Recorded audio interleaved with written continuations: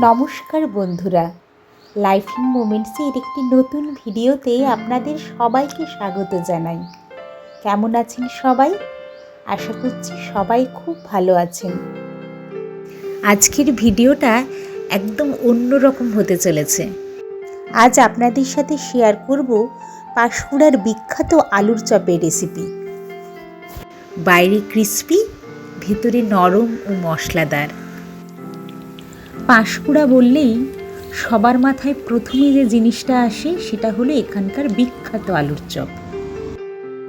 আজ আমি তোমাদের দেখাবো পাঁশকুড়ার এমন একজন মানুষকে, যিনি প্রায় 40 বছর ধরে একইভাবে একই হাতে আলুর চপ বানিয়ে যাচ্ছেন। এই ভিডিওটা কোনো রিভিউ না, কোনো নতুন দোকান খোলার গল্পও না। এটা হলো মুকুল কাকুর হাতের খাঁটি আলুর চপ বানানোর গল্প। এই মানুষটার আলুর চপ বানানোর ধরনটা দেখলেই বোঝা যায় এটা শুধু রান্না না, এটা অভ্যাস, এটা অভিজ্ঞতা। প্রতিদিন একই সময়ে দোকান খোলা, আলু সেদ্ধ করা, মশলা মাখানো আর হাতের আন্দাজে চপের শেপ দেওয়া, এত কিছু এত বছর ধরে একইভাবে চলছে। কোনো মেশিন নেই, কোনো তাড়াহুড়ো নেই। তেল গরম হওয়া থেকে শুরু করে চপ ছাড়ার মুহূর্ত পর্যন্ত সবটাই চোখে মাপা আর অভিজ্ঞতার ওপর নির্ভর করে। এই আলুর চপের স্বাদ আসলে শুধু উপকরণে না, এটার মধ্যে আছে সময়, ধৈর্য আর প্রায় 4 দশকের পরিশ্রম। এমন অনেকেই আছেন যারা ছোটবেলা থেকে এখান থেকে চপ খেয়ে বড় হয়েছেন।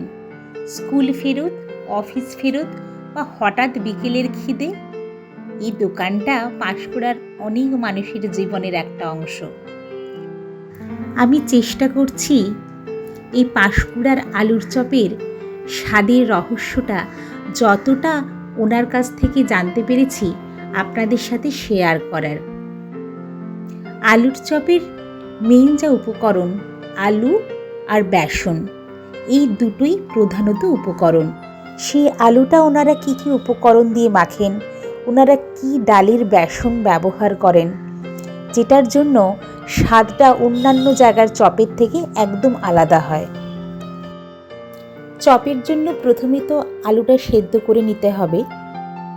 মশলার জন্য ওনারা যা ব্যবহার করেন, আদা, রসুন, পেঁয়াজ, শুকনো লঙ্কা, পুরোপুরি মাংসের মতো যা যা মশলা লাগে, পরিমাণ মতো নুন, হলুদ, লঙ্কা।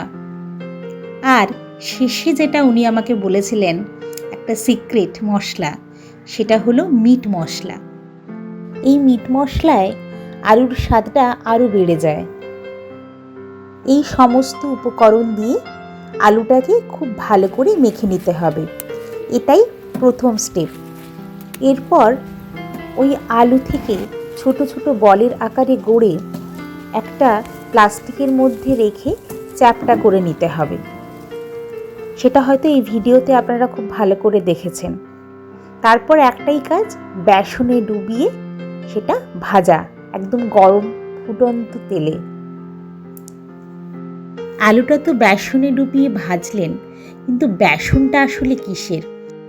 ওটার মধ্যে রয়েছে আরেকটা সিক্রেট, ওটা হচ্ছে খেসারির ডালের। খেসারির ডালের স্বাদ খুব সুন্দর, ওর বেসন হয় খুব ক্রিস্পি, খেতে খুবই ভালো লাগে। সবাই জানতে পারলেন তো পাঁশকুড়ার চপের স্বাদের আসল রহস্যটা কোথায়? এই ভিডিওটা বানানোর উদ্দেশ্য একটাই, পাঁশকুড়ার কথা শুনলেই সবাই বলে পাঁশকুড়ার চপ। সেই পাঁশকুড়ার চপের স্বাদটাই বা অন্য চপের থেকে আলাদা কেনই বা এত বিখ্যাত? আর একজন সেই সঙ্গে পরিশ্রমী মানুষের গল্প সবার সঙ্গে ভাগ করে নেওয়া। ভিডিওটা যদি ভালো লেগে থাকে, লাইক, কমেন্ট আর সাবস্ক্রাইব করার অনুরোধ রইল। আজ তাহলে আসি, টাটা।